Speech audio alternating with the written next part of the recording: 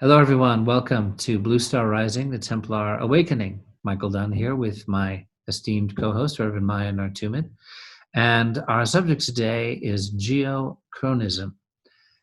And we're going to have a remarkable guest later in the show, Peter Champoux, who has done very deep work on not just the value of pilgrimage, but the underlying earth science of the ley lines and the language and meaning behind that phrase that we all think we know what it means, but actually is an even more powerful dynamic than we might have guessed.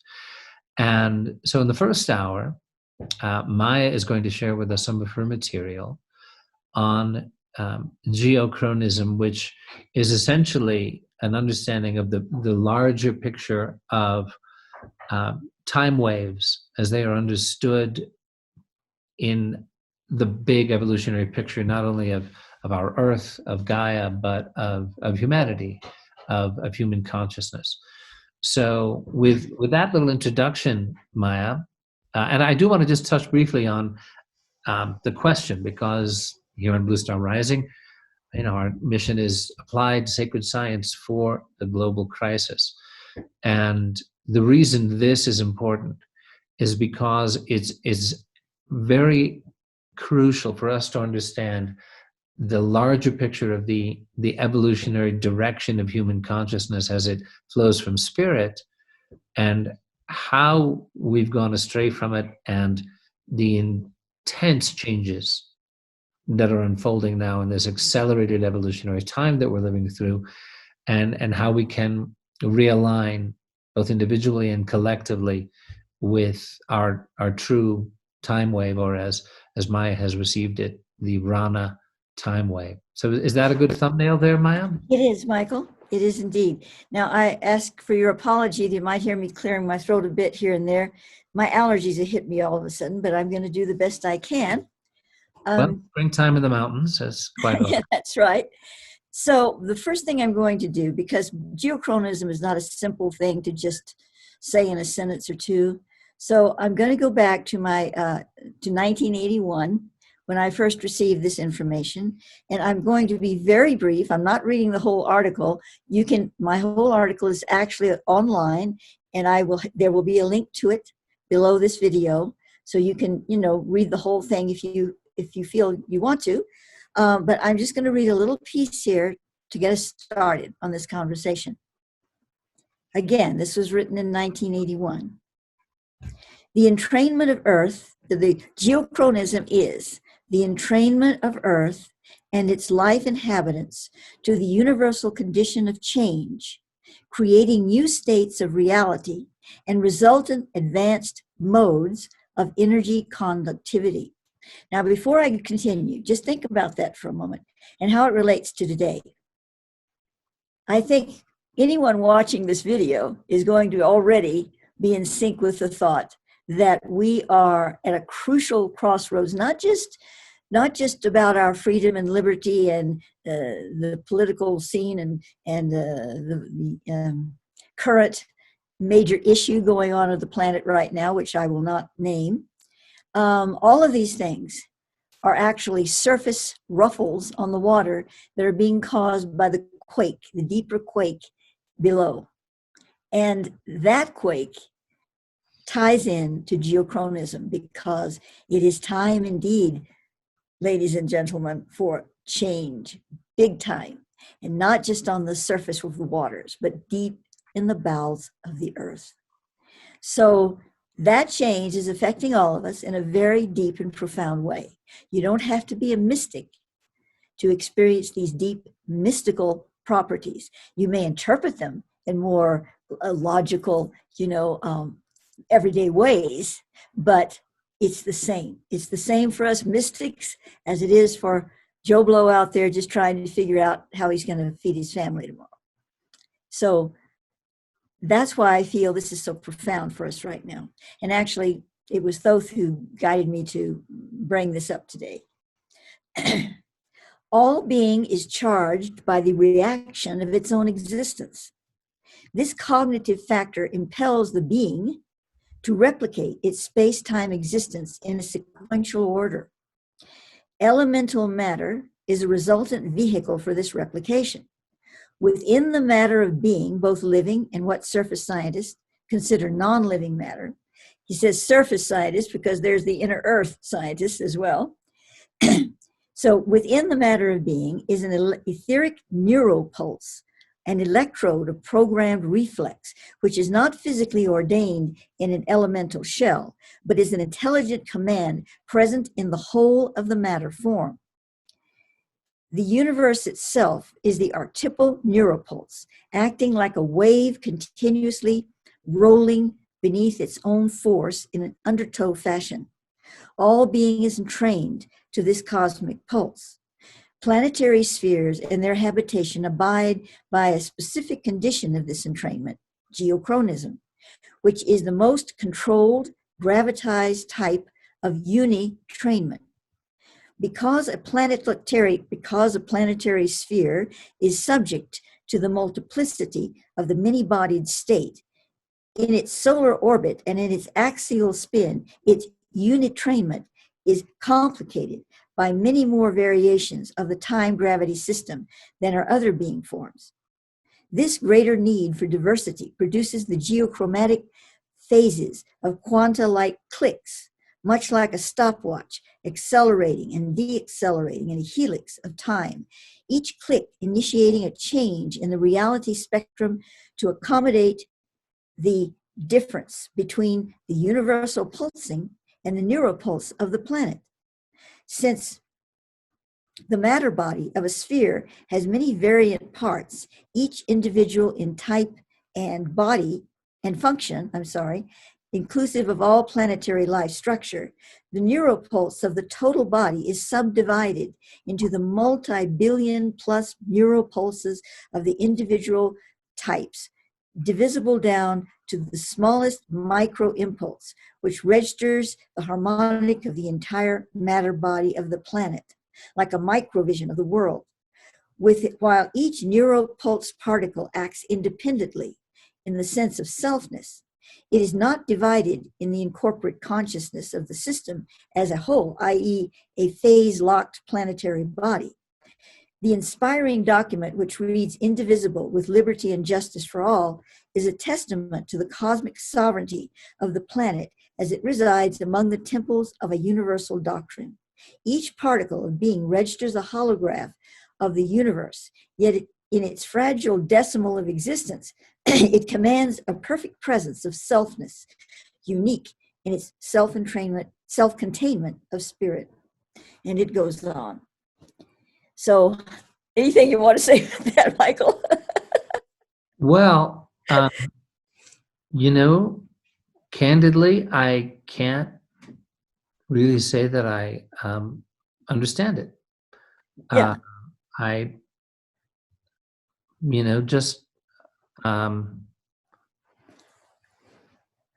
In all candor, I was listening closely, and the science on it is just so deep.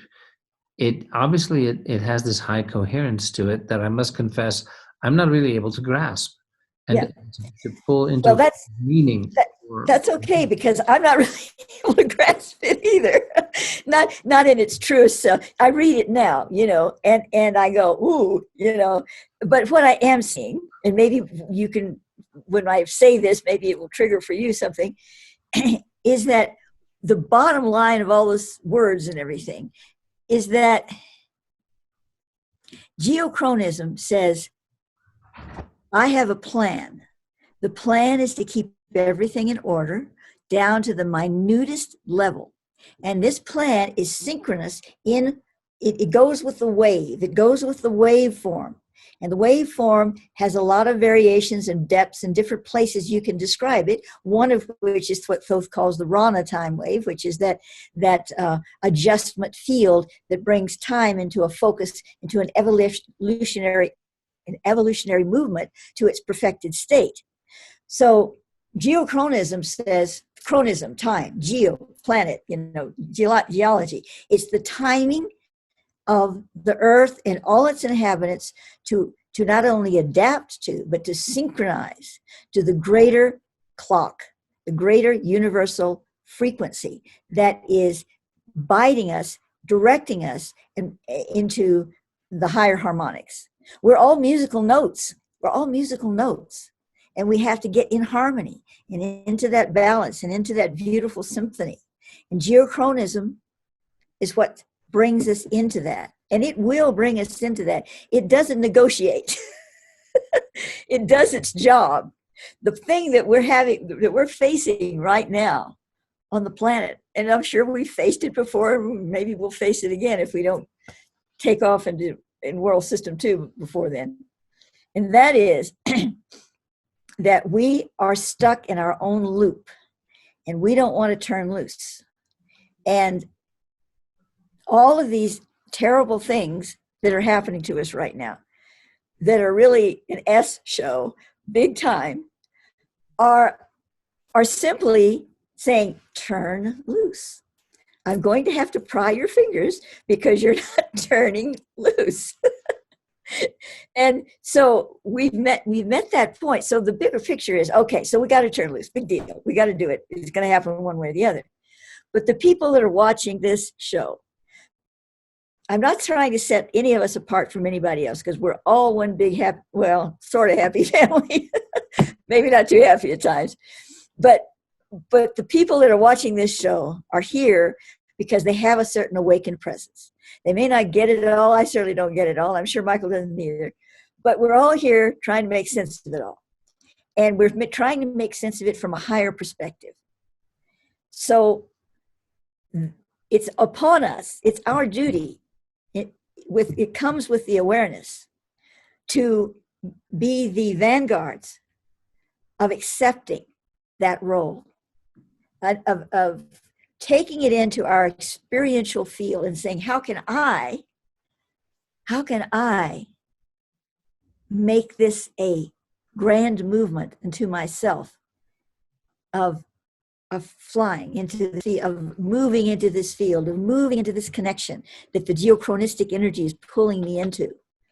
How can I do this as a grand movement that not only liberates me from the uncertainties and the discordant properties of where I am right now, but it also helps others, because if one takes that step, there is a clear field for others to move forward. There just is. We're all so united in energy, all of us, that when one takes a step, another will take a step.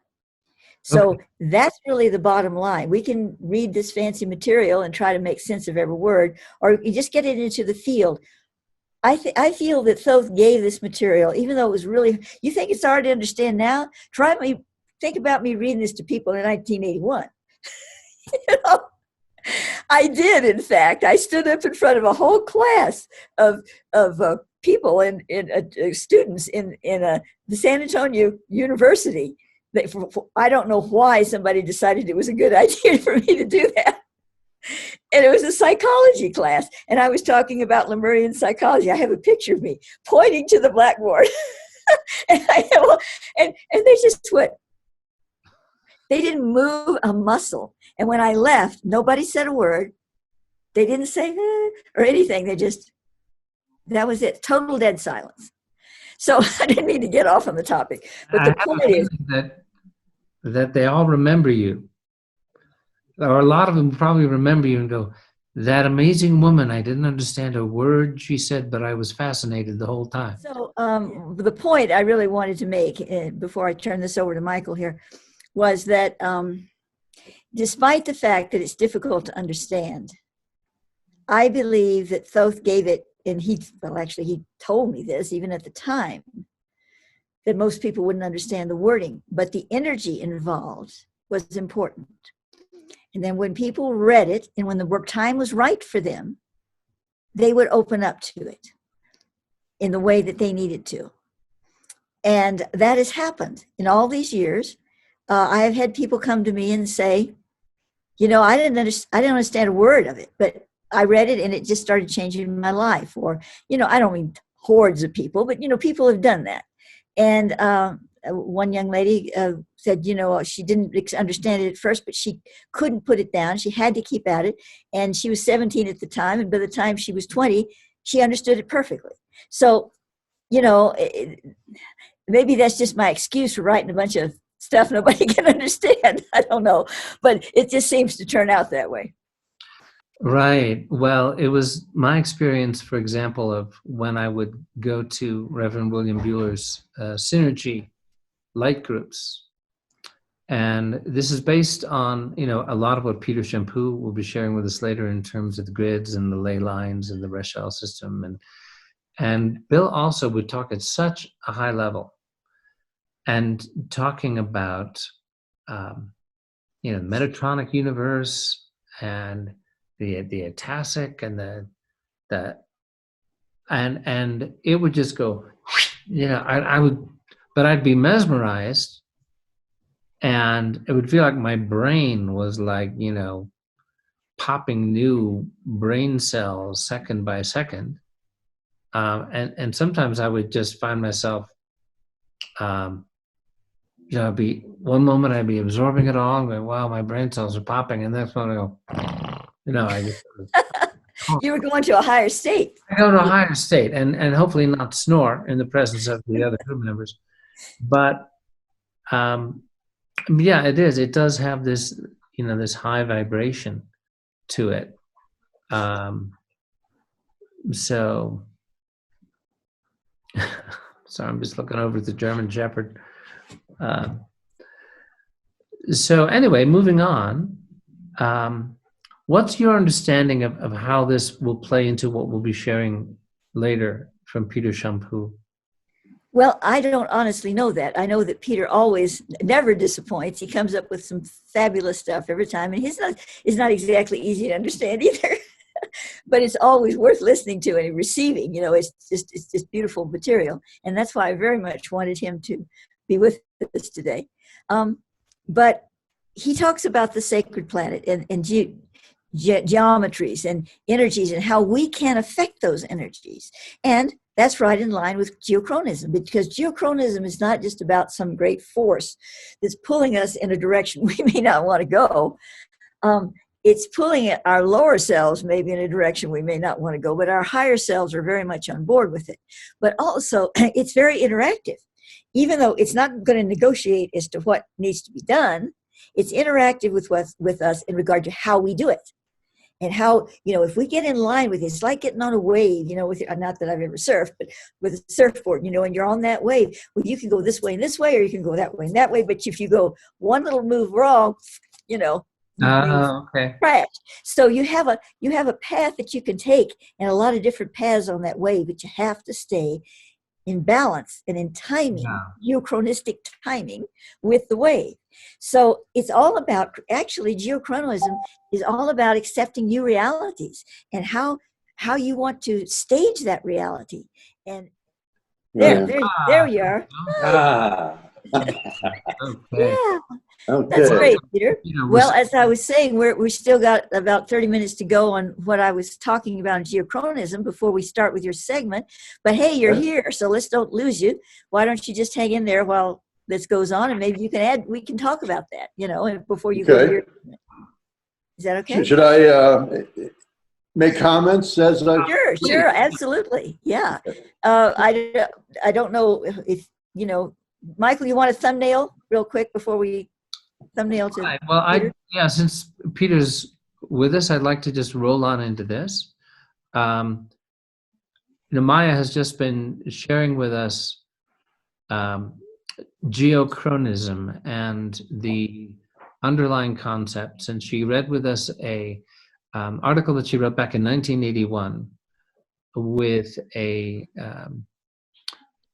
description. Maia shared that with me, and I read it. Excellent. Oh, you did? Okay. So that's great. We don't have to thumbnail. I was asking her, well, how do you see this being important for the big picture of the evolution of the planet and the time wave concept and the Ranna time wave, for us to understand in this moment of an intense evolutionary shift on the planet, how can our listeners, who are not your average viewers, this is not MSNBC. We have a select, I like to think, and fairly educated and open and sophisticated is a word I would use. Folks tuning in. The question how Geo-Chronism and the evolutionary wave we're going through, how it ties in to the sacred earth. And I read the work that you shared with us earlier, which is of particular interest to me in terms of pilgrimage, the power of pilgrimage, and how it's not just a matter of a devotional immersion in a journey to a sacred place, but that it is aligned with the sacred earth in some very specific and powerful ways that you've brought out in your work over the years.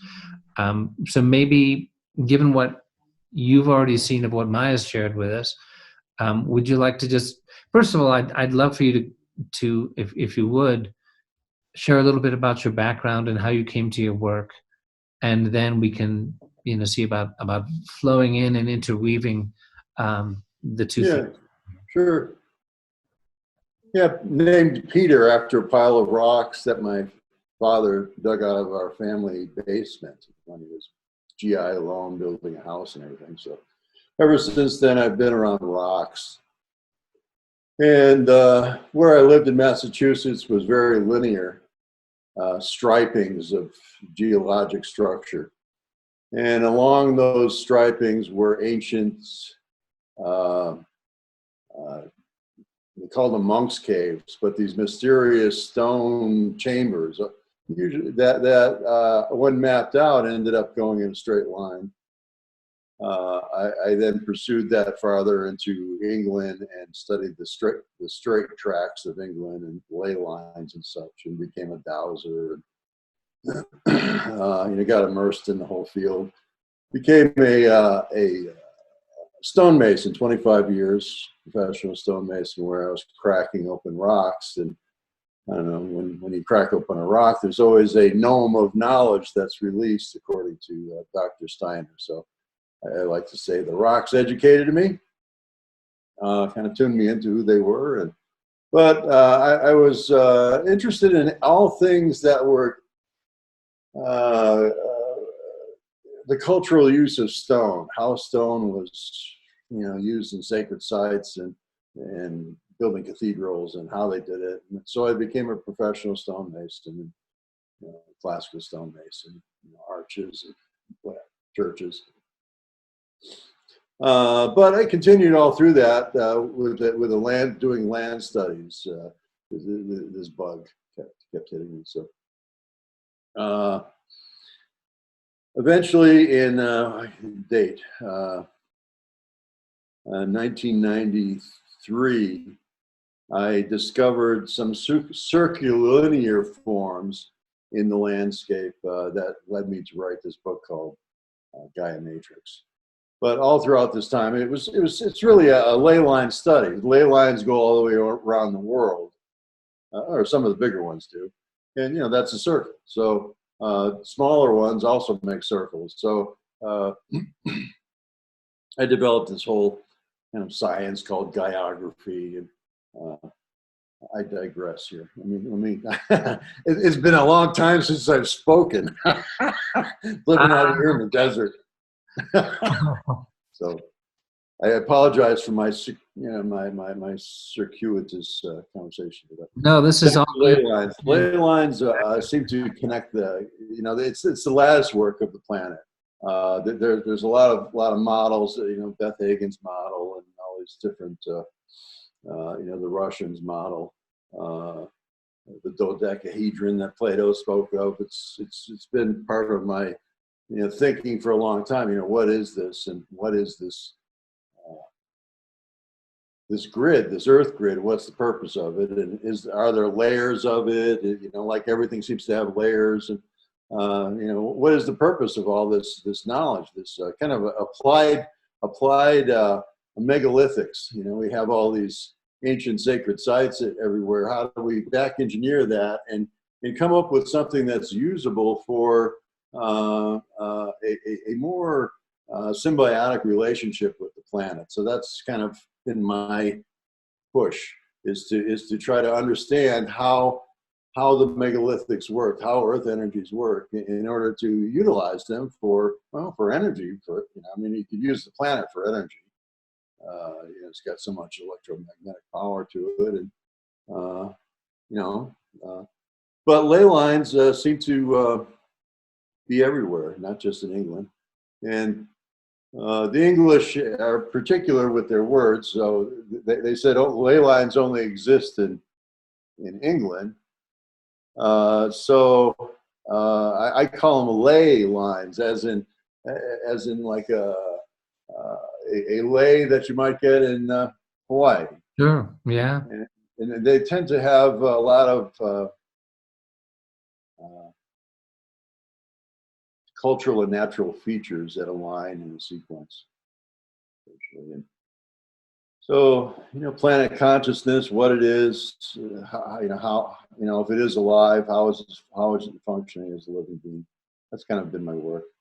But Maia was right in the middle of talking about something. I don't want to. Well, this actually, I think this blends in very well, and we'll just take the timing of your arrival as a synchronistic sign to weave these threads in together sooner rather than later. Yeah. The subtitle of our channel here, our YouTube channel we just started, it's called Blue Star Rising, the Templar Awakening. And Bill Buehler, as you probably know, was particularly interested in and immersing in a Templar lineage of sacred science as applied to sacred sites, the use of the grids and ley lines by the Templars, and further back in their lineage, obviously, if you go back to Pharaonic Egypt and other places on the planet where the grids, like with you discovering these monk caves that just turn out to be in a straight line in Massachusetts, that, we here in the San Luis Valley, which has its own very particular and unusual electromagnetic properties and phenomena, that we are looking to understand and work with these energies in creating, not in creating a sacred site, there already is one, but in doing the right work in the right way to help facilitate, first of all, our own growth and understanding and evolution. But at this key moment, because we happen to be the souls we are, doing the work we're doing in this place, can we actually, restore and reclaim and revitalize these sacred sciences of how to attune to and make use of these sacred energies in and having these sacred sites become meaningful pilgrimage places and living laboratories, you might say, for this work that can help us all, hopefully at some energetic level. You look at, okay, well, Notre Dame Cathedral stood there in more or less its original state for 800 years before the fire. Or you look at, at Chartres or Mont Saint Michel or, Stonehenge. What was the ultimate effect of the existence of these astonishing structures at these places and no other, that those particular points? Yeah. So I'd love to, if you want to expand on that. I don't know how. Sure, yeah. The Templar, the Marian cathedrals the Marian cathedrals of France were laid out in the constellation of Virgo, and it was a conscious effort to bring a constellation down, a star knowledge into the planetary surface. So Virgo is the bringer of grains, and Chartres Cathedral is right out in the middle of these plains of wheat. And agriculture, I think, was the primary purpose for a lot of these, like Stonehenge and such. Prior to the use of, prior to the time when the circles appeared on the top on the timeline in southern England,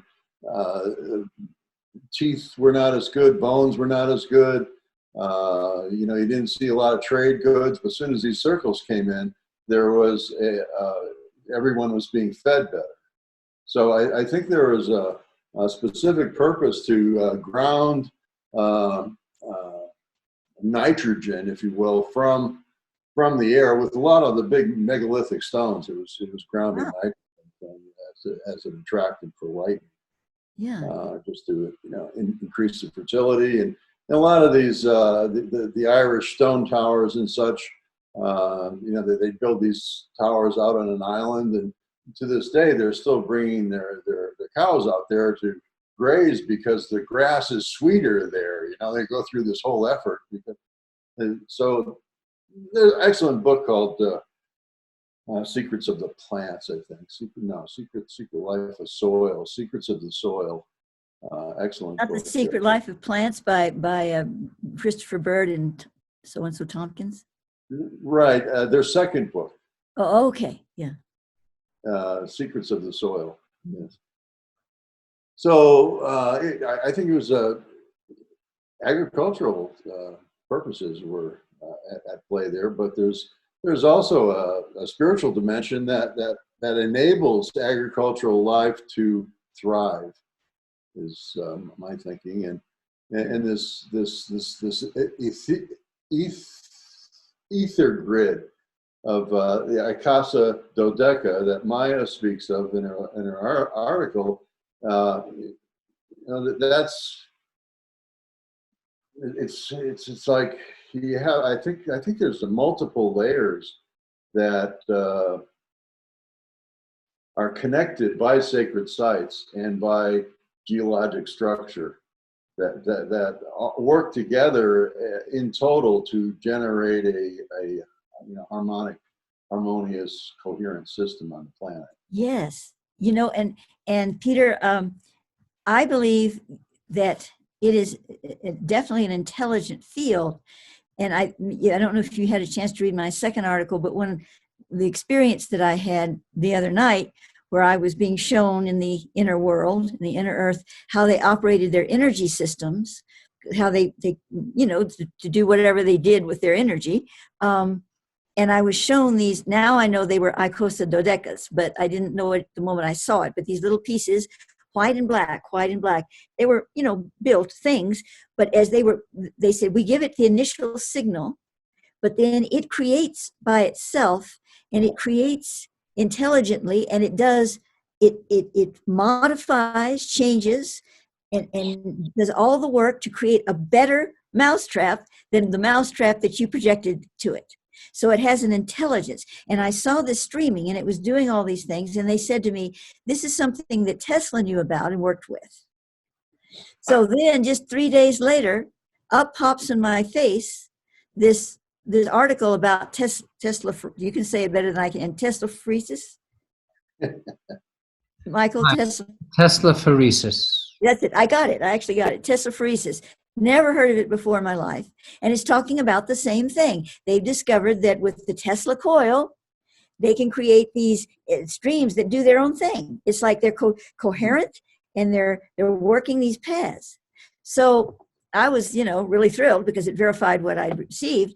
But as you're speaking about this, Peter, it's saying, wow, this kind of energy system, this intelligent energy system that may have been keyed at some point by something, but then it does its own thing. It creates a logic stream that incorporates all the factors and develops a pure system that is more coherent than the signal that was given in the first place.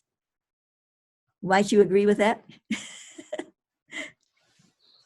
Well, yeah. I mean, I'm just trying to see how that works with human culture being, human consciousness being those fibers that are being like organized to create Earth grid system.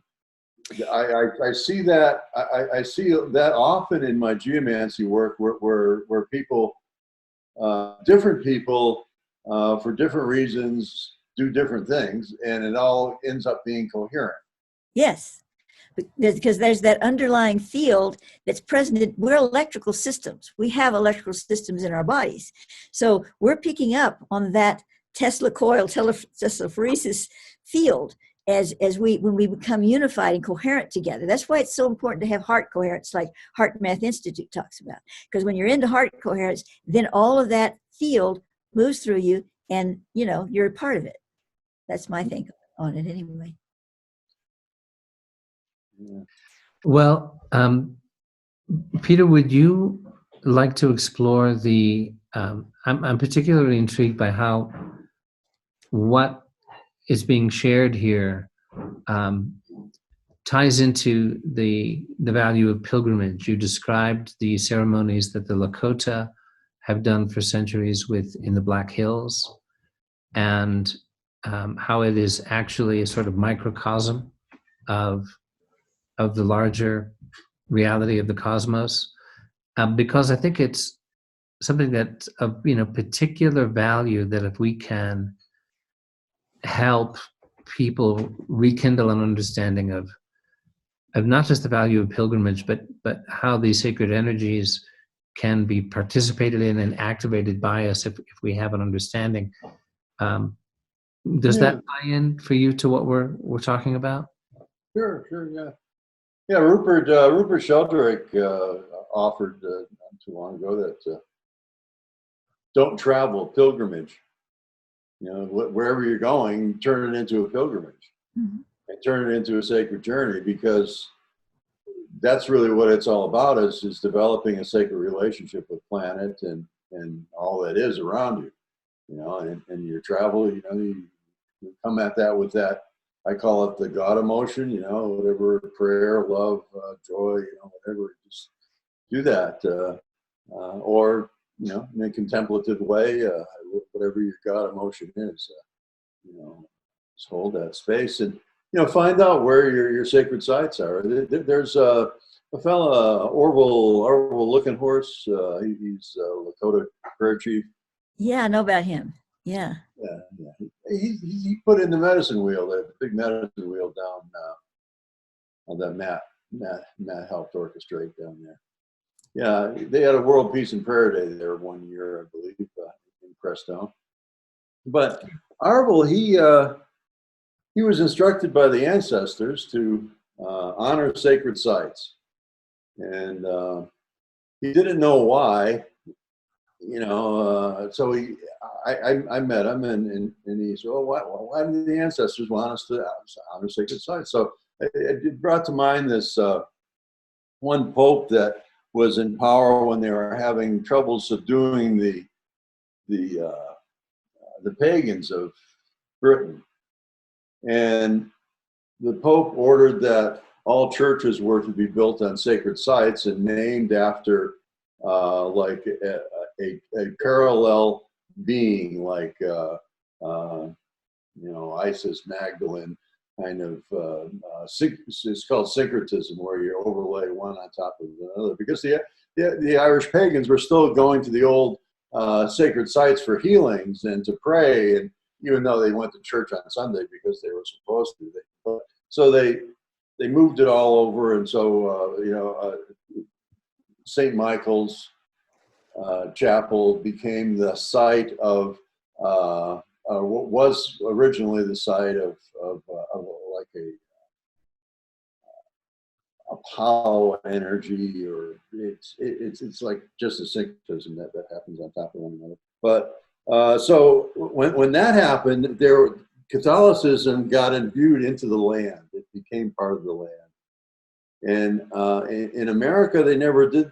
They never worked with the sacred sites. So we kind of have this open space here now. They did take over the Black Hills, and that's coming back.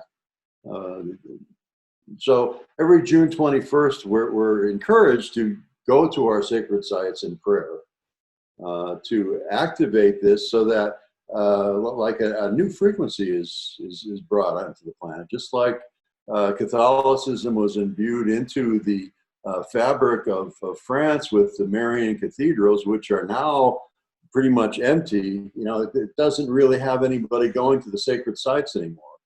So it's important, even if you're not, you know, with the whole Catholic worldview, going to these sacred sites and offering prayer there is still very important. So the Marian cathedrals in France have people going to them, but you're saying they're tourists who are not going in, you know, for one thing, attendance at Mass in France is right, going there in a sacred, and it's just tourists rather than pilgrims. Correct. So, you know, we have a situation where there's tourists going to Sturgis for a motorcycle rally, which is right next to the Holy of Holies, kind of like the Mecca of the North Plains Indian. Is this hill called Bear's Butte or Matopaha, and it's where everyone would go for their vision quest. Beautiful place. So now every year 800,000 bikers come there for a big party. Wow. So, 100,000, really? Yeah. Wow. So it's still this energetic magnet. There's something that people are being drawn to this place for. Mm-hmm. Yeah. Peter, what's your view, if you have one, about any shift or change that took place at Notre Dame in the wake of the fire? Do you think that energetically affected? I mean, because of course that was a sacred site from before Christianity. Oh, yeah. Did you have a view of what, if anything, changed there in the wake of the fire?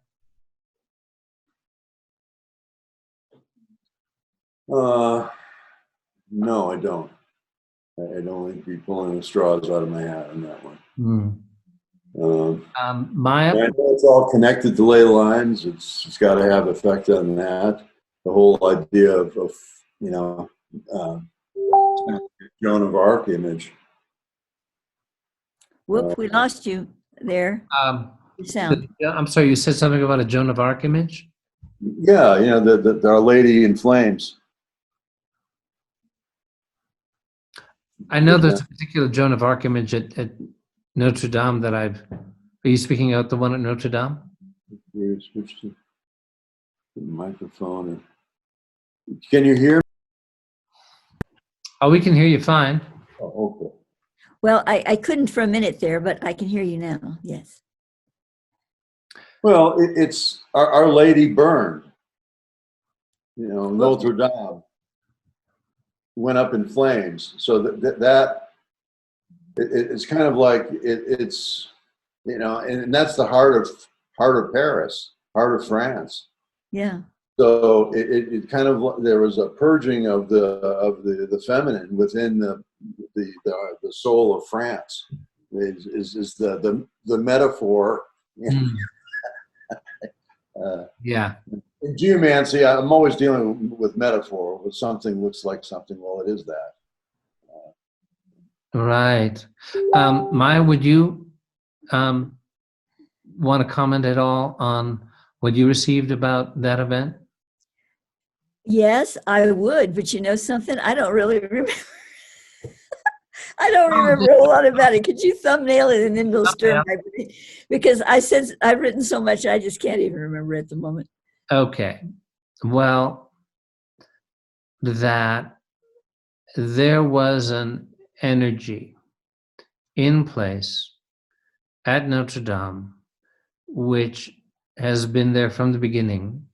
That's right. Meaning from before the current cathedral, before the cathedral, before that, and that, you know, goes to earth-centered spirituality times, and that there was a dark faction on the planet which was aware of this divine feminine energy and was essentially attempting to, had been for a long time, had co-opted it and was using it, you know, because one does read rather credible sources about, these are, to us, they're sacred powers, and yet they can be put to various uses for good or ill intents, and that this underlying sacred energy in place at Notre Dame had been sort of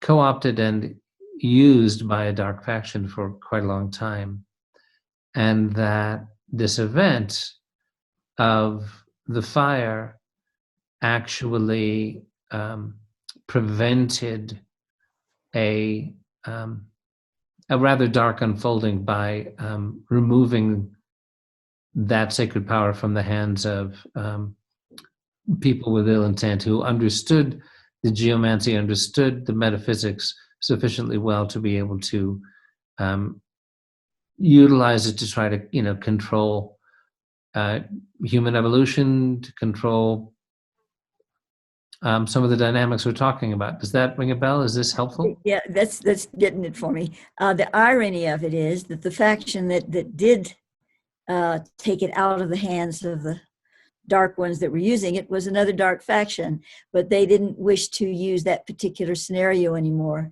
the sacrifices and all of that stuff, because they felt it was a dead end. And they have other plans, and their plans aren't pretty, but they're not down that line. So it's Phil brought this to my attention that, so often this kind of thing happens where you have two factions that neither of them are, neither of them are very light centric, and yet one defeats the other. And in that process, the light claims a bit of that victory, because even though we've still got something in the hands of a darkness, that particular darkness has been set aside in that instance. So light can enter. It's like Thoth always says to me, no matter what plan is out there from the dark forces or whatever we want to call it, it always bends toward the light. Eventually, it always bends toward the light. So we just sort of watch this play, and then the light enters at certain points where, where the unaware are not able to stop it. Okay, yeah, Peter. That came to mind when I was speaking. It was that Paris, Rome, and the Great Pyramid are in an alignment, and that's considered one of the ley lines of Europe. Mm-hmm. It's kind of my heresy in this lifetime. It is to say that there's something wrong with the Great Pyramid, and there's some pretty noxious energies being emitted from it. And in pyramid research, what we found is that the energy comes out of the edges, comes into the plane, and then out through the edges. And there's interesting correspondence or correlation was that the pyramid lost its sheathing in an earthquake. Great Pyramid lost its sheathing in an earthquake, which eventually became the city of Cairo. They just built that out of the rubble. But that was also contemporary to when the Templars went down. So the Templar crumbled as the Templar kind of like knowledge base that they carried from the pyramid, through these ages, and then they kind of like they both died together. But looking at the projections on these edges, like south, directly southeast, exactly southeast on that edge line of the Great Pyramid, you end up in Mecca, right at the Kaaba. So there's some heavy magic going on between those two places. Oh yeah, now you're singing my song. Can I inject something here for a moment? Yeah. First of all, in response about the pyramid, now this is my Thothic take on this that came to me way back in 1977 or something. But he'd said that let's see, how did he put that? that the pyramid, and I believe it echoed through the ones that were around it, was actually attacked by an energy source. And in that attack, the capstone was fried. However, the plates were saved. He says that the capstone had these plates in them that really were the main, computer components, let's say, and they were saved, but the capstone was fried. And yes, the sheathing started, it was all taken out at that time. And so, it was diluted extremely because of that. However, it's still operative as a spiritual vessel, but it does leak. It's like a leaky boat. And the negative forces are able, therefore, to use it or try to use it for their, nefarious things. And boy, do I know that, because when I was there in 1997, Simi and I, my former husband, were conducting facilitating a sacred journey in 1997, and we had about 16 people with us. I won't tell the whole story, don't worry, Michael, but I'm just going to phase into it a second here. We were in there, and Thoth was guiding this and had given us sacred mantras and stuff, and we were all, each one of us lay in the sarcophagus and chanted this, and the next person, and there was 16 people, and this was on a full moon, very special alignment astrologically, midnight, and we went through this whole process that took an hour at least. And at a point in all of this, we started hearing, everyone heard very clearly, chanting and little like instruments, ding, ding, ding, ding, ding. Everyone heard it. And the young man who was, the guide was concerned, and he said, well, I've got to go check on this. And he went out and checked, and they said, nobody's here, just you guys. There's nobody else here, said the guys that were keeping the place open. So he came back, and it was still going on. It was obviously coming from the higher states. So just before the end of all of this, the lights were turned on again, and the fans were turned on. We had express signal for them to be left off because they were so noisy. So the lady that was helping us with all of this went out, and she said there were men standing there in black suits and ties. This was 2:30 in the morning, with a black Cadillac, a car, long black car out there in the desert. These Egyptian males with suits and ties, 3 or 4 of them. And one of them comes right up to her face and says, you must get out now, like that. And she said, no, we're going to stay here until it's through. We have 30 more minutes. We paid for it. So she stood in that little narrow path, because it's a little narrow path, and they won't touch the Egyptians won't touch a foreign woman. So they wouldn't push her out of the way or anything. And they just stood there glaring at her. When we came out, she was there shaking all over, big tears running down her cheeks. But she stood her ground, and they came out, and I saw these guys. I mean, this was not a movie. They were there, and there was their black car, and they were in black suits. And he said to Simeon, the guy said, you must leave now. And he said, yeah, okay, we're going. So Thoth told me later that, they'd monitor the energies in the field there, and we were kicking up some high energies, and they didn't like that at all. So they wanted to get rid of us. Anyway, the point made is that it still is operative as a spiritual place, but it's so controlled, or attempted to control, by these other forces. And yes, it is a leaky boat, because it doesn't have its sheathing. So right. That was said, but then you're talking about Mecca. Okay. So Mecca is the connection to Mecca, and I'm not going to go into that. That's a big story, but Thoth always talks about the cube, the black cube, the Mecca cube, and the cube of stars, he calls it, and the connection between these two cubes of energy fields. And it's key to the whole planetary engine of the planet. So when you're talking about how the pyramid connects to the cube, I get excited. Okay, that's all I'm going to say. Okay, well, so, Peter, do you want to comment at all on the Kaaba and the dynamic there in Mecca? Well, if you, I look at the pyramid as just a little piece of it sticking out through the sand, and it's actually a world pyramid and projected right on through the body of the planet and out the other side.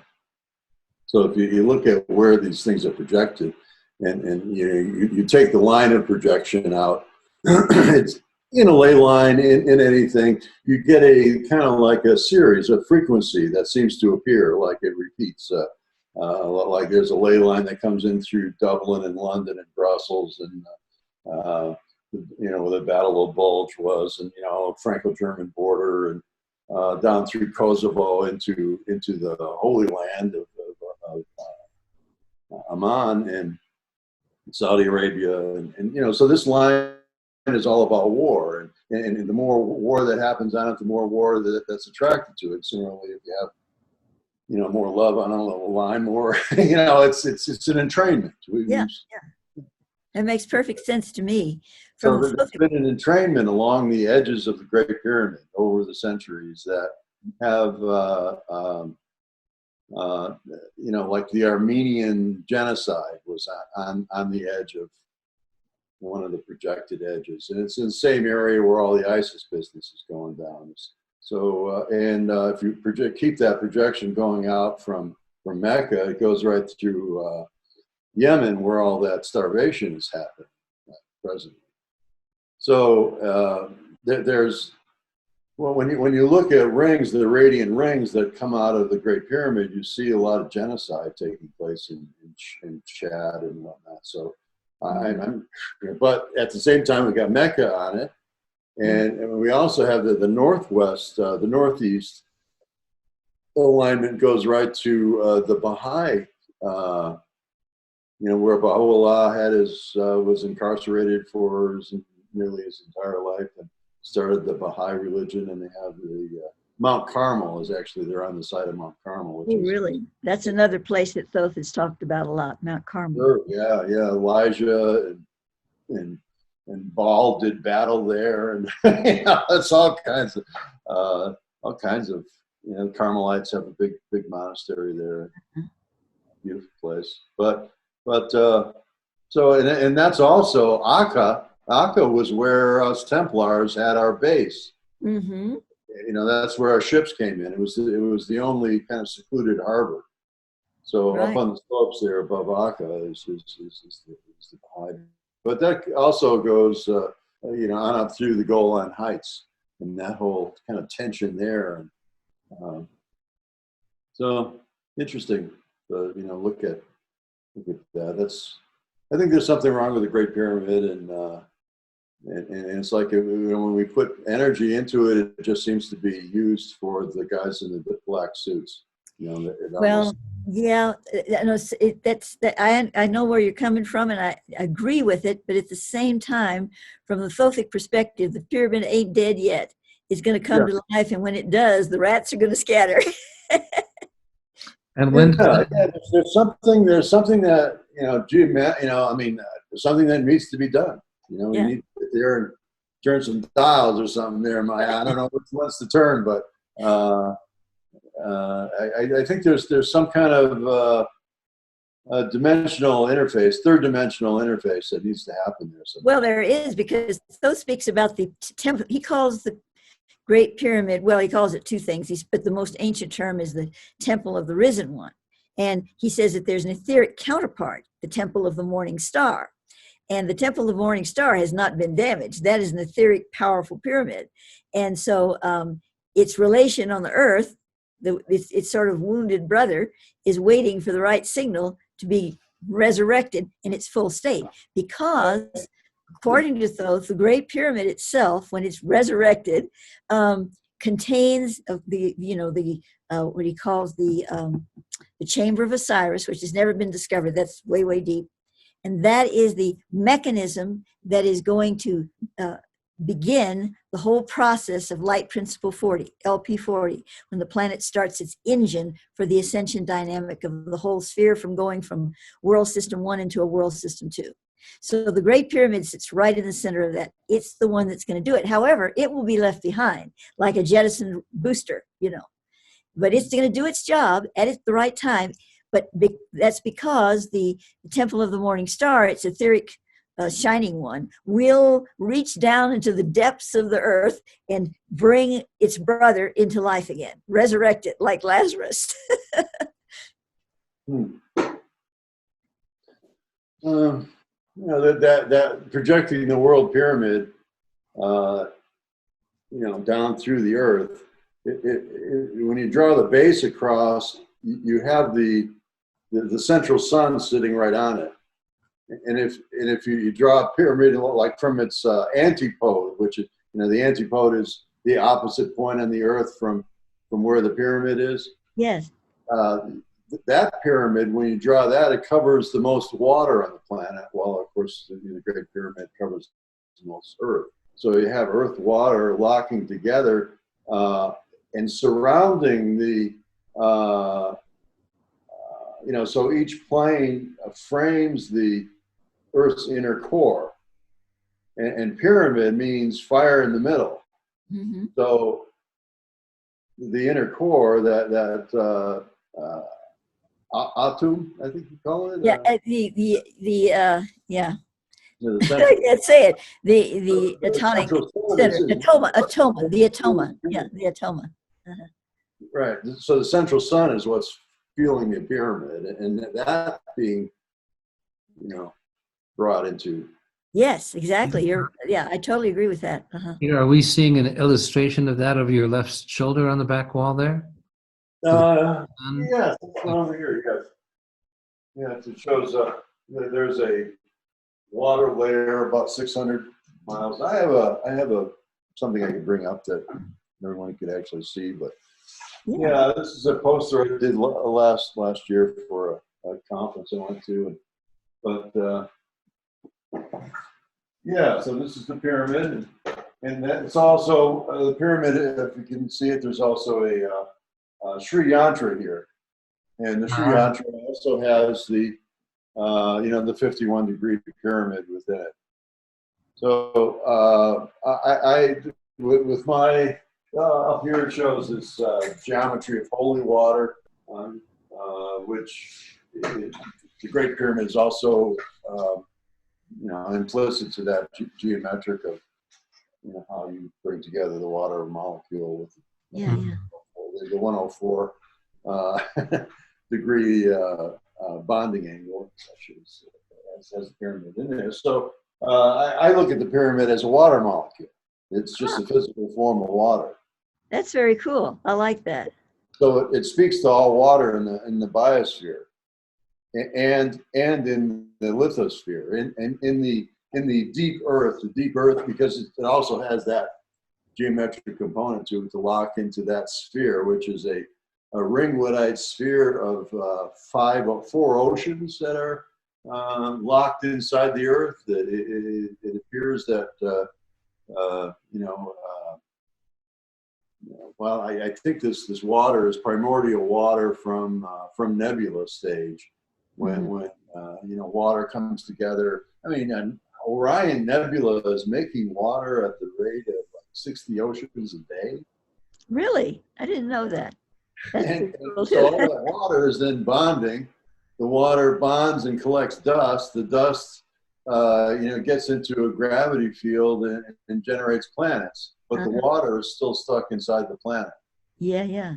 So, well, that makes sense. Just like a cell, it has water inside the planet and outside the planet. Yeah. Well, I know there are oceans before you get to the central Earth. And of course, we're dealing with a slightly removed dimension, but that's a natural event. So you can actually, if you could physically travel from, if you had the gumption to do it, you go from the surface into the interior, it would naturally change into another slightly removed dimension. It's not like you'd hit a wall, you go into the slightly removed dimension. So there's water, there are oceans before you get to the wall that separates the outer realm from the inner, but there's also oceans inside, because when I've been there in the way I travel there, there's oceans everywhere, or maybe it's one big ocean. I don't know what to call it, but there's plenty of water in there. Yeah. It's big thoughts. I'm kind of a expanding Earth proponent. I feel that there's something like the Earth was hit with this birthing charge, like some kind of light that then it was kind of a dead rock 3 billion years ago, and then the continents were all like cupped together, and then they just moved apart, and theorists are saying, well, it was Pangaea, which was all the continents were just stuck together on one side of the planet, and everything else was water. And to me, that reads like a flat tire to me. Yeah, because those tell us it this way, that you have a rock. This is true of all planets that become ensouled. You have a rock, and it's not really a planet like an ensouled world yet. And then when, I don't know what decides this, but when the soul, not a soul like we have, but a planet soul, it's kind of a special kind, I guess, enters the rock, it goes, and that's when the twist occurs. It's like twisting a cap off the bottle, and the twist occurs, and that causes the interior to become hollow in its slightly different removed dimension, because it's, and the plates separate, and you've got the lotus flower, it's like that, and now it's a living world, and it has a living soul within it. So what you're saying just aligns perfectly with what I received on that. That's good. That's nice confirmation. Thank you. Yeah. That's, it just makes sense. The ocean rock is 250 million years old, and the surface rock is 3 billion years old. So something happened 250 million years ago that got everything moving. I think I've read at some point, Peter, about the concept of the expanding Earth, and that we know about continental drift, and I think Al Gore said something in his Inconvenient Truth film about how paradigm shifts, and some kid in 6th grade says, "Hey teacher, I'm looking at the map there, and doesn't if you pull South America over into Africa, they kind of fit together, don't they?" And the teacher says, "Yeah, well, that doesn't mean anything, Johnny. That's just a coincidence, right?" Well, you get geologists waking up to continental drift theory, which was laughed out of the table. Yeah, right, the continents drift. Yeah, but now it's, of course, accepted science. Right. And the idea, well, okay, it's, the tectonic plates, and they've got, well, if the expanding Earth is a reality, and I've seen illustrations where, with other planets, with moons, you can see the same thing where, wait a second, you look at the moon, the Sea of Serenity, near where the astronauts landed, right? Mm-hmm. Well, why is it called the Sea of Serenity? It's because it doesn't have any meteor strike craters on it. Well, why not? Well, they just didn't happen to hit. Well, another expanding planet dynamic there would be that the Sea of Serenity is the expanded part that emerged after the age of more frequent meteor strikes early on in the development of the solar system had passed. And so it's the Sea of Serenity because the time of meteorites was past when that expanding moon. Is this making sense? Yeah, it makes sense to me. Yeah, you look in the oceans, both Atlantic and Pacific Oceans, and the rock structure there looks like stretch marks on a mother. Mm-hmm. I mean, it's Well, it's the same thing with the human skull. I mean, when we grow, the skull has to expand. The brain's growing, the skull has to expand to accommodate it. Exactly. Yeah, it's micro, macro, and right. And I've also seen that theory put forward to explain how, like, the anatomy of pterodactyls is such that's like, well, it doesn't make sense how they could actually fly given gravity on Earth. The aerodynamics don't really match. Well, they do for a smaller Earth of 60, 70 million years ago, with a correspondingly, is it lower field of gravity. That's why they were able to fly, is because you have these giant creatures. How do they even lift their weight given the gravity on Earth? Well, the gravity was different because the planet was smaller. So is there a field, a Tesla, what we're talking about, Teslaphoresic, we might call it. Teslaphoresic. Yeah. Yeah. So Teslaphoresic field, according to neologism. Yeah. there's like an etheric web that has a template of a planet that is put in place, or that's part of the ensouled planet, that then draws the two-dimensional fabric of this planet into that shape. I believe that it does. I do. I think you're on target there with that. Mm-hmm. Yeah. Because the whole design of what we go through here, you know, people try to say, well, the aliens created us and this and this and that. The aliens dabbled. They dabbled, and we wish they hadn't, but they did. And they're still dabbling. But the creative impulse that created us was not mindless, and it was not an alien. It was this telephoretic field that is godly. I mean, because God is science, and science is God. And, you know, it's this greater divine, loving energy field that knows what's best, and it follows that current, that divine mind that says, here's the current, follow it. And everything that follows it blossoms and blooms. But the things that are a little off center with it, they have to hit the wall back and forth, back and forth, back and forth, trying to get in line with it. And that back and forth is what's caused the grief. That's what causes even our planet going through the cycles it goes through. The planet didn't originally go through the kind of cycles it goes through now, but we're talking about before it merged with a more physical reality. So this is kind of another picture before it got to the dinosaurs and all of that. But by the time it got there, it was going through cycles, because it's hitting the wall, has to go back and reform, has to go back and reform. But when you have what Thoth calls the lotus reality, before it separated into that paradigm, it did not have to have cycles, because it was just vibrating with the telephoretic field or whatever. It was just vibrating with that path, and it moved with it, and there was no need for that. But now there is a need for it.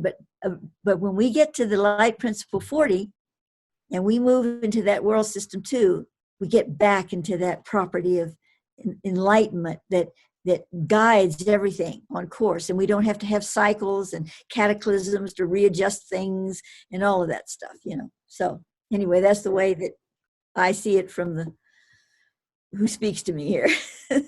Yeah, nice. Yeah, so just trying to do our part. And I think pilgrimage is a big piece in doing that part. I do. I agree with you. Yeah, it is. Being these, you know, mobile megaliths. We're mobile megaliths. I like that. They're just, ground. We're the verticals. So we can connect to the worlds. I like to use gold in that process too. But it's yeah.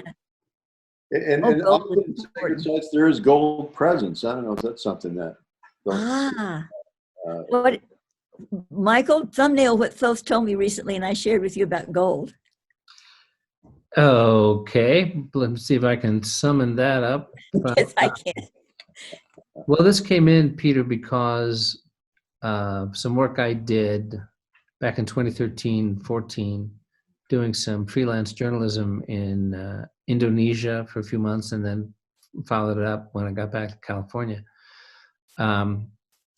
with a man named Neil Keenan, who had been sort of tapped to try to bring out what were called the global collateral accounts, essentially a huge amount of gold that was buried by the Japanese during World War II that they had taken from China. It was one of the main reasons for the war. They planned it far in advance. It's called Operation Golden Lily. Crown Prince, brother of Emperor Hirohito, had been in charge of Operation Golden Lily, which was essentially to locate all of the major gold deposits throughout China and the other countries that Japan planned to invade, so that they had teams of people go and seek these out. They knew who to capture, who to arrest, who to torture, where the gold was, and it was a major aim of the war for them to monopolize the gold supply. So MacArthur, comes in after the Japanese lose, and you may have seen footage of these huge gold troves, but there were vastly more gold troves undiscovered than the ones that were discovered. And it's not well known, and I was helping to expose all this. But anyway, in the context of this, Maia and I were discussing. My friend had recently been given access to one of the bunkers, which have been guided by tribal elders in Indonesia and various places. Like 100 of these bunkers and tunnels throughout Indonesia. There's trillions of dollars in gold and other precious gems and what have you in these bunkers. And Maia was describing, it's like, okay, I said to her, the yellow metal, what's the big deal with the yellow metal that there's this gold sickness that people get, this obsession with it? Ferdinand Marcos of the Philippines was said to suffer from this gold sickness because he became completely obsessed with finding more gold. And what Maia shared was that there is, for the highly evolved beings, gold has this frequency that is aligned with the manifesting motor of creation itself, and that the possession and right use of it at this high level of understanding can allow one, for example, I'm sure you know about how many sacred sites, have a gold leaf, or there's, gold in temples is often used in creating sacred sites, that it's not understood by the, say, less evolved beings who just have this lust for gold that they themselves don't understand, but that there is this higher spiritual and metaphysical reality of the vibration and frequency of gold, which allows it to be put to this high sacred use. Is this? Yes, you got it. Yeah. And because of this, it's intrinsic in our whole nature, our whole being, to migrate toward gold, because it there are other elements too that are important, but I mean, gold is that one that just brings us into the creative font from which we came. So we're just mesmerized by it. It's like food, and we just want to touch it and be close to it. So people, even that are in the lower realms of understanding it, I mean, that's why they made it money, because it's so precious. It's precious, the little ring in the Lord of the Rings. And so that's what they're gravitating toward, but they don't understand that. They don't understand that it's a quickening in the very minerals of their body that says, I need this. But they don't understand the reason why they need it. So it becomes all warped and funny, Yeah, the priest or the bishop's cowl, they would have like a long scarf that would reach all the way to the ground. They would have a gold thread that ran through and across the top, so that ceremony could be connected to the living earth via the ley lines that were underneath the altar. Fabulous. So what you're saying then, Peter, is that these ley lines very often carry a lot of gold in them. Is that what you were saying? Well, gold, it stimulates it. Gold activates it as but also, yeah, that Black Hills, for instance, huge gold deposit there. Yeah, it's very conductive to that spiritual energy, right? Right. The Kogi spoke of that. They held the knowledge for the 500 years of Inquisition of the Inca, and then they affirmed that they have gold. The Inca had gold only to ground spiritual frequencies. Exactly. Yeah. Makes perfect sense. It wasn't money. It wasn't used for exchange or anything. It was, it was like a power that was harnessed to support the spiritual ascendancy of the emperor or the Inca.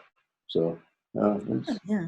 Well, that reminds me of back on the topic of when I presented this information to Michael, that Thoth had said, in addition, he said, you know, this story about the Anunnaki that had everybody mining gold to take back to their planet. Well, Thoth said the main reason the Anunnaki wanted the gold is because they realized that they could use it or hoped to use it to break through dimensional realm into other dimensional realms, because beings that are egoically centered and not heart-centered, as these particular beings were that we sort of generally call Anunnaki. Thoth doesn't like that because he says there's a lot of different aspects to that. But anyway, what we're calling Anunnaki, they are trapped. These beings that are working in the half-light spectrum, we're trapped too in a way, but we have the intramolecule in our system to be able to move forward. But a lot of these beings have been in that system that way so long that their molecule is all shriveled up, and they wanted the gold to be able to transfer into those other realms because they're expansive, right? Everything's about expansion, but to them it's expansion for power, for more, you know, viability in the physical, you know. yeah. So they needed that gold, and our Earth is on a particular node. Thoth told me this years ago. It's on a particular viable node. That's why it attracts so many different people, beings, some good, some not so good, because it's on that node. So they were on the node, being on Earth, and they wanted the gold so that they could put the two together and do what they wanted to do. They didn't succeed, thank God. There's a big story around that, but that was their main purpose about gold mining, according to Thoth. I'd like to bring in something we were touching on a little earlier about the Great Pyramid, Peter. And there has been some work done by a close friend of mine named Alan Green on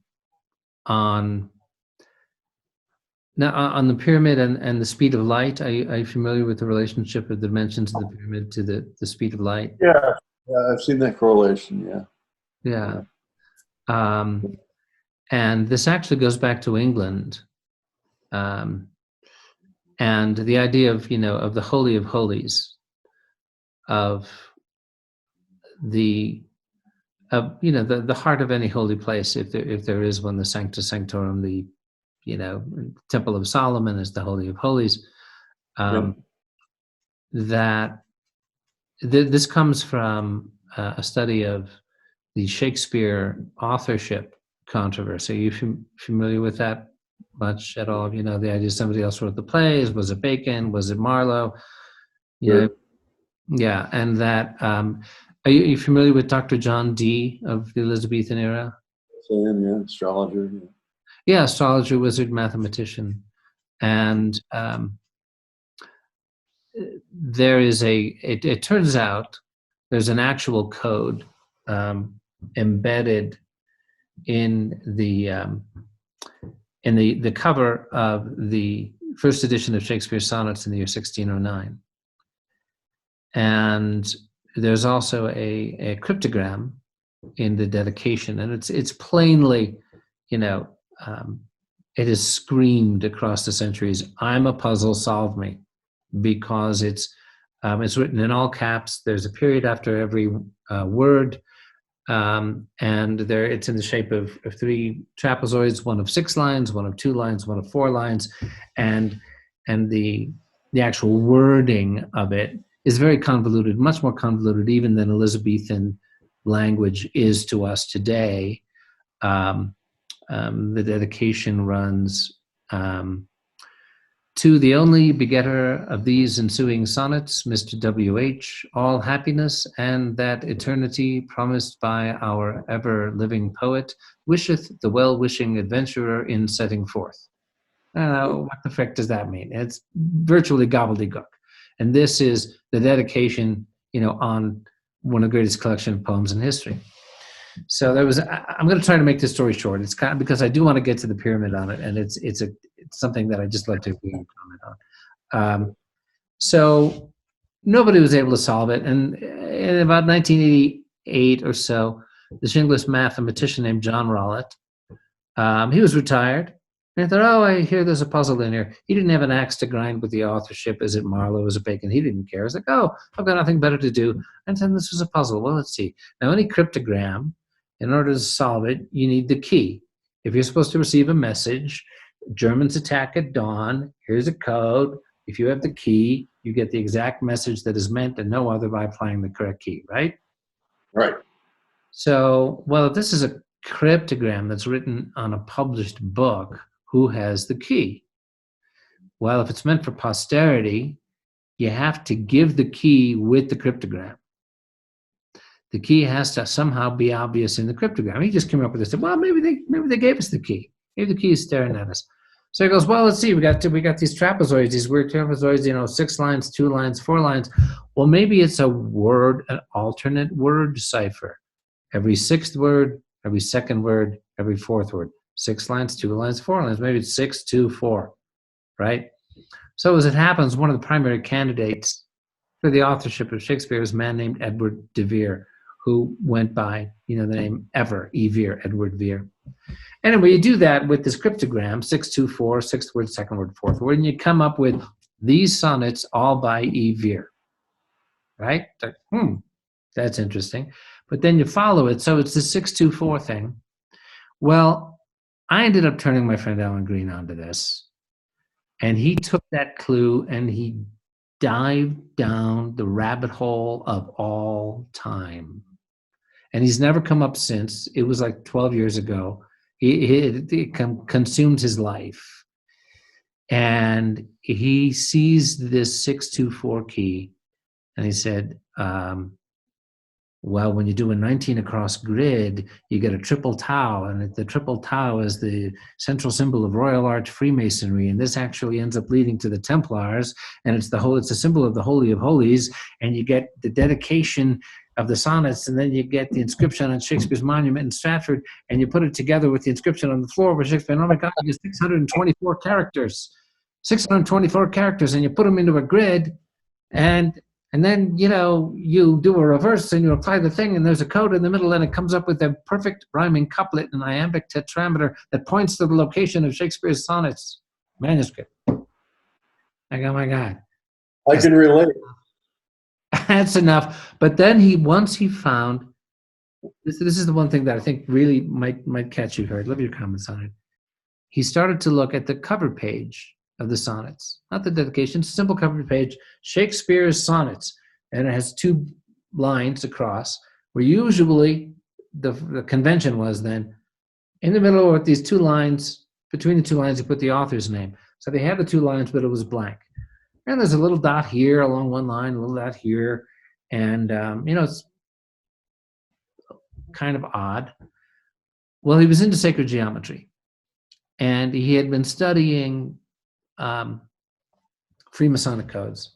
And I said, well, what if you drew a line from this point on those 2 double lines over to here? I said, oh, look, let's see, we're getting a perfect, Pythagorean triangle here. Oh, look, this line connects over here. And eventually, when he was simply connecting the dots, it is sacred geometry of such mathematical complexity and precision that it reveals virtually every mathematical constant known to man. It's like phi, the golden ratio, and pi, the Pythagorean theorem. And he's going, and he's telling me this stuff. I'm saying, Alan, you got to stop discovering stuff, man. This is outrageous. This can't be real. But the math doesn't lie. And then he said, Michael, you don't even know yet, because you see, when you connect, and he's got it like a 12-minute YouTube video. I'll point you to it if you want to see it. Said the really wackiest thing here, scholars have always said Shakespeare's sonnets are constructed in a pyramid form. It was sort of a thing they did in Elizabethan times. It's a pyramidal structure of the poems. Oh, okay. And even talks about this, he mentions the pyramids in the poems. The thing is that the sacred geometry on the cover of the sonnets not only reveals all these mathematical constants, it reveals the longitude and latitude of the Great Pyramid of Giza to an accuracy of 900 feet before longitude was even known. But they wanted to do longitude. They hadn't figured it out in 1609. And he's got this wonderful visual where you're looking at the cover page, and then he says, okay, if this is a longitude, and this is a latitude, now we do Google Earth, and there's the Earth. And we're focusing in, and we're coming in, and we're coming in, and we come in on Africa, and we come in on Egypt, and we come in on the exact location, and it is Giza, to within 900 feet accuracy of the Great Pyramid. And so it sounds like an entrainment. Pardon? An entrainment. Shakespeare is an entrainment to the pyramidal mind, which is in support of the pyramidal church and the pyramidal economic structure of England, and the whole, sort of like the priest class thing, and kind of the whole economic model we have going right now. It's all pyramidal, so it's an entrainment. It seems to me that if the sonnets are all pyramidal, if there's messaging there to reference the Great Pyramid, it's a control frequency to some degree, or an entrainment, a civilizational entrainment that there's some knowledge base that just by tuning into the Great Pyramid we access it, and it gives us information. I think it's given me information in my Earth ring study.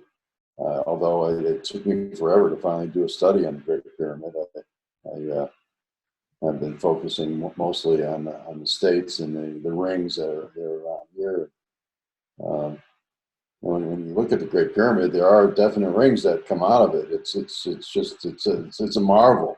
It's almost like it's part of the planet itself. It's almost like it's like the length of the Nile from crow flight is the same diameter as the moon. So it just, and the correlations go on endlessly around the measurement and how for instance, the pyramid is the mean height of the entire planet from sea level to Mount Everest. And whatever in between. Yeah, and if you connect it further, like David Hoagland did in his Monument of Mars material, you see that the pyramids of Mars synchronize perfectly with the geometry of the pyramids of Giza. Yeah. Wow.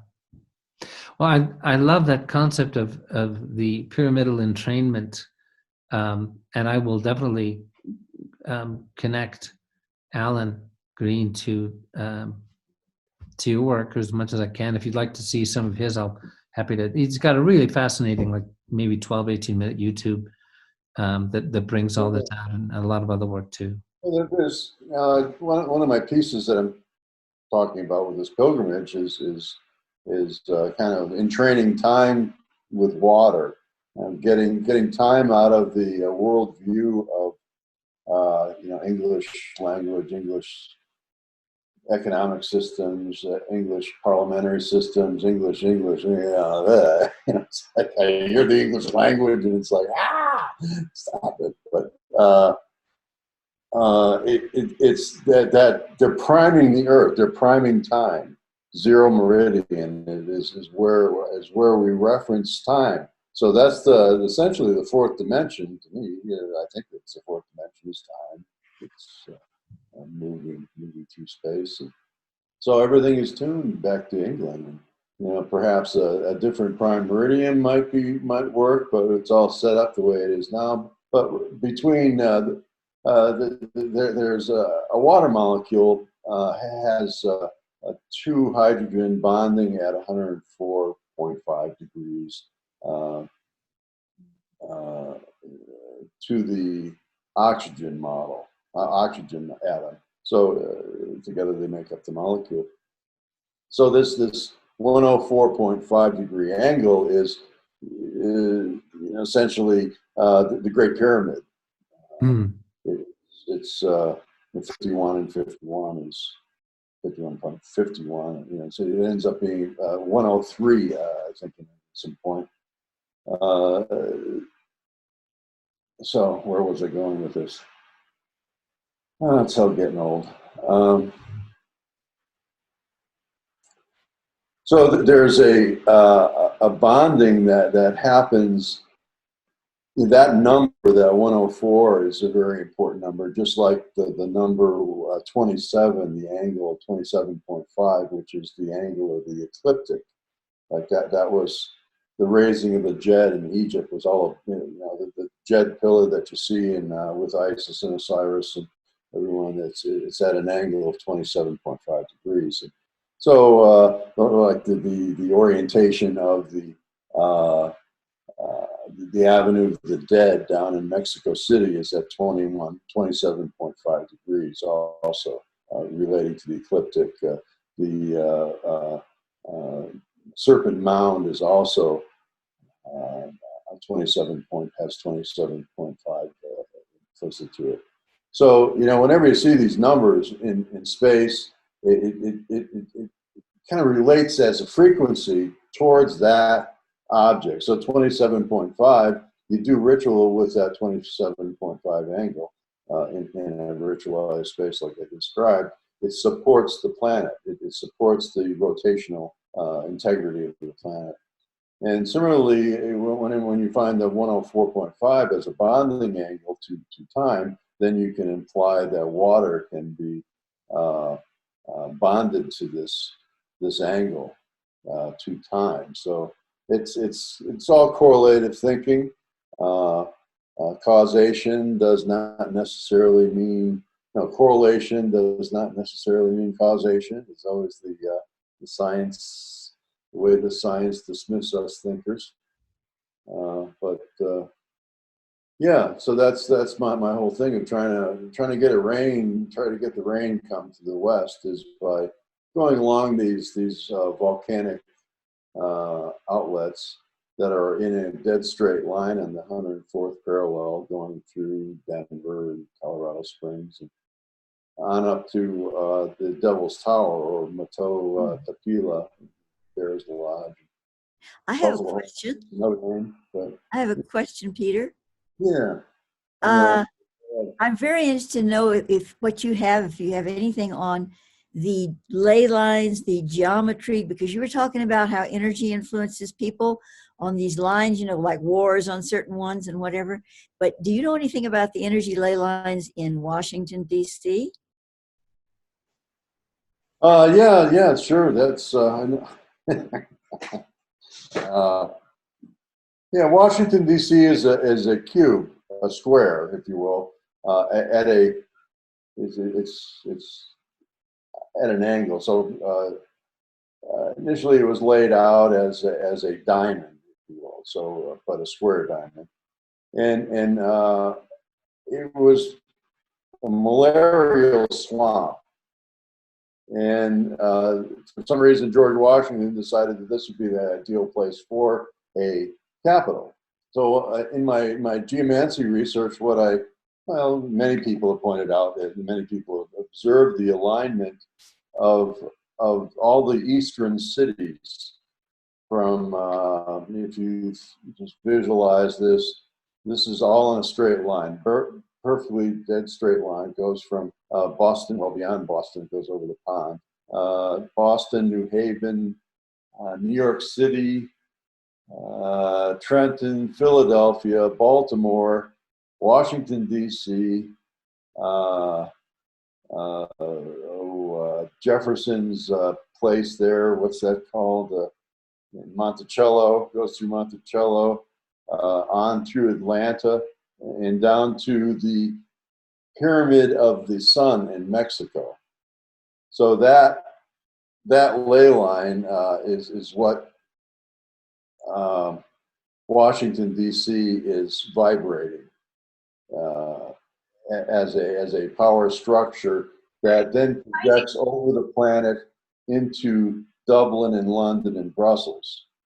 So there's a transatlantic frequency of Western civilization that's transmitted on that particular ley line that goes over into the Middle East through all those places that I mentioned in Europe that had all those wars. So there's a war frequency that's carried across up through Nova Scotia, Newfoundland, down through Ireland and London and Brussels.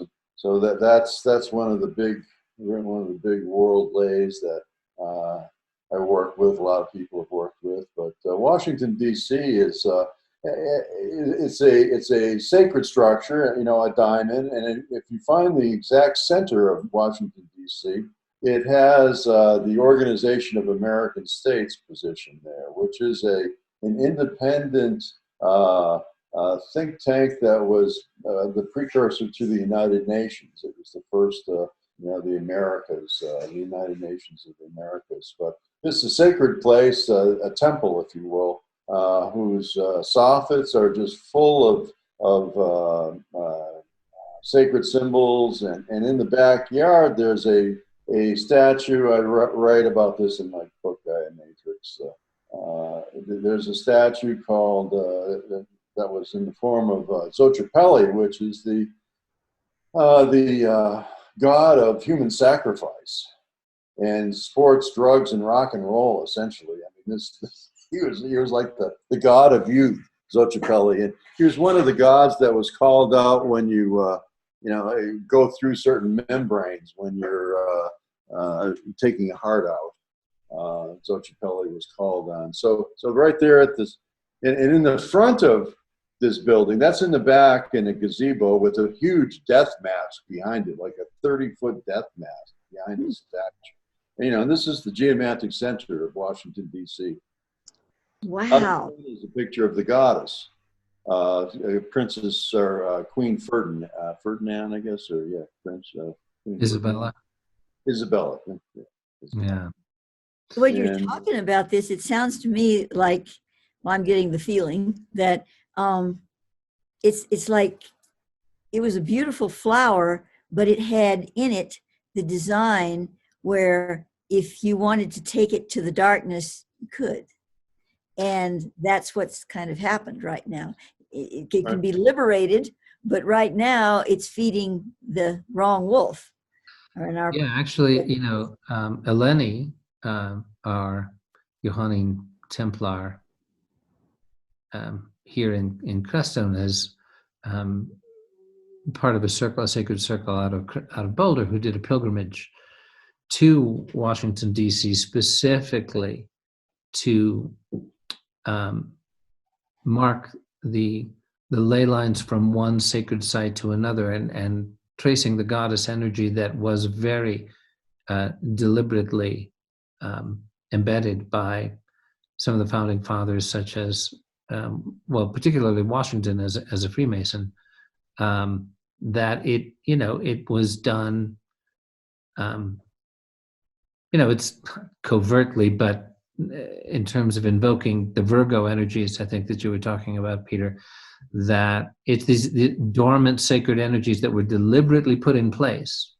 And yes, there's, it's been co-opted by darker factions, as a lot has, but that the sacred energies were very consciously and rather precisely put in place there. Does that match with what you know, Peter? They did everything to promote civilization. I don't think, that there was good intentions all the way through that too. They used sacred geometry and all the tricks, bells and whistles that were known by the Templars and carried on through the Masons.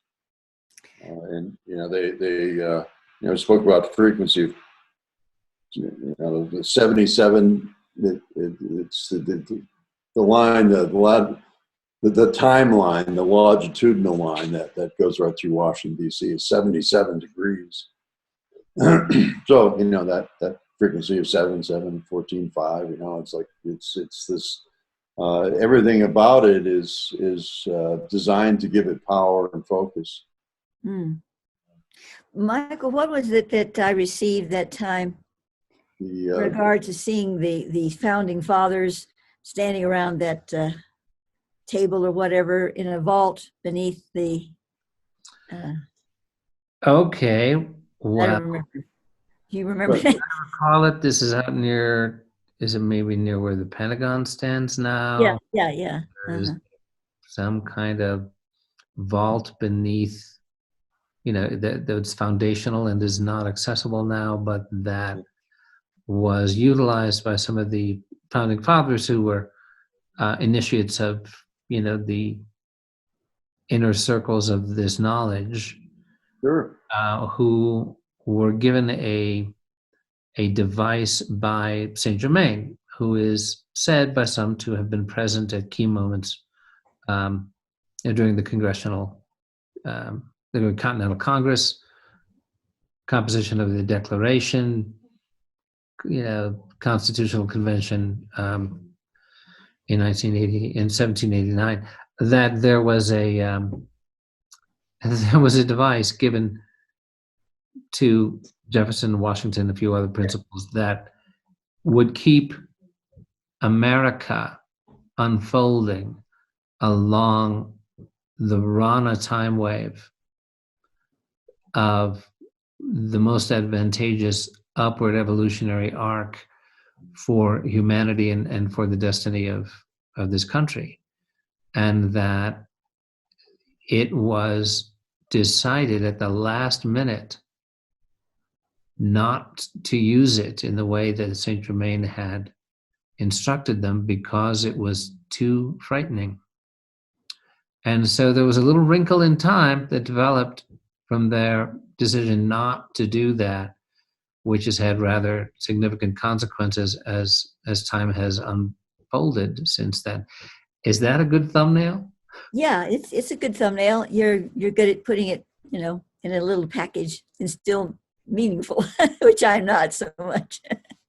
Yeah, that's good. I just wanted to bring that in a bit because to say that, the best plans can go awry. And I believe at some point in all of this, that energy that was placed there, that was so intentionally for good, will be redirected. Maybe not to be a government, all of that stuff. I'm talking about something beyond that, that point on the planet, because Thoth speaks about that point under the Pentagon as having, way deep under the Pentagon, is having a specific meteorite thing that has a field, a guidance field in it. And that's what's drawing all this energy to this point, to this crucible, where it's going to have to break out of the mold and live its true spiritual beingness. It's almost like the Lady of Light just comes out of it, but it's not happened yet because she's all pinned down. She's all fastened down with this miasm that's covered it all. And Well, maybe if they pushed the lever, that wouldn't have happened, but they didn't. So, well, hope springs, and here we are. We're at the end of our time, actually, and Peter, I'm so glad to get to have this conversation and touch on stuff that you don't get to talk about with people. yeah, it's Great so glad talking. you came with us today. Yeah. So maybe we can, have you join us again another time. Love to. Yeah. But Peter, will you send Michael, via the messenger or whatever, the link to your primary stuff so he can put it under this video when it's put out? We'll have links to whatever Sure. you'd like people to yeah, that go to. would be good. I'll be editing this a little bit, and then we're gonna be airing it on Friday of this week. So if you get a chance to send me that, Peter, that would be great. Yeah. Okay. Thank you, Michael. Really All appreciate right. it. Thanks again. Be well. Thanks for joining us, everyone. We'll see you next time. Bye-bye. Bye-bye.